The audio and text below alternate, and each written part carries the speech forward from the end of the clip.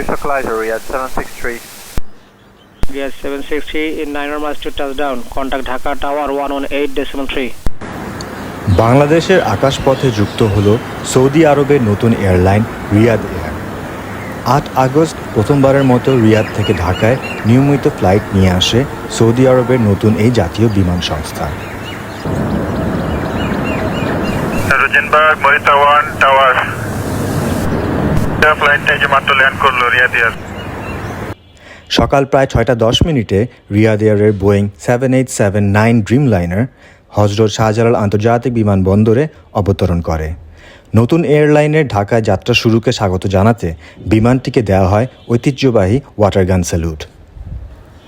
এ সময় বিমানবন্দরে আয়োজিত অনুষ্ঠানে উপস্থিত ছিলেন বাংলাদেশে নিযুক্ত সৌদি রাষ্ট্রদূত doctor Abdullah Jafar H bin Abia, HSIA executive director group captain SM Ragib Samad এবং রিয়াদ এয়ারের chief commercial officer Vincent cost.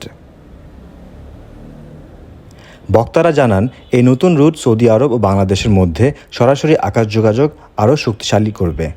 বিশেষ করে দুই দেশের মধ্যে ব্যবসা, কর্মসংস্থান এবং ভ্রমণের চাহিদা বাড়ার সঙ্গে নতুন এই সার্ভিস গুরুত্বপূর্ণ ভূমিকা রাখতে পারে।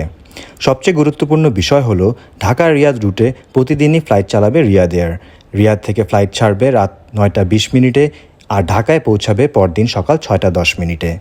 ফেরার ফ্লাইট ঢাকা থেকে ছাড়বে সকাল 7:40 এবং রিয়াদে পৌঁছাবে সকাল 10:55।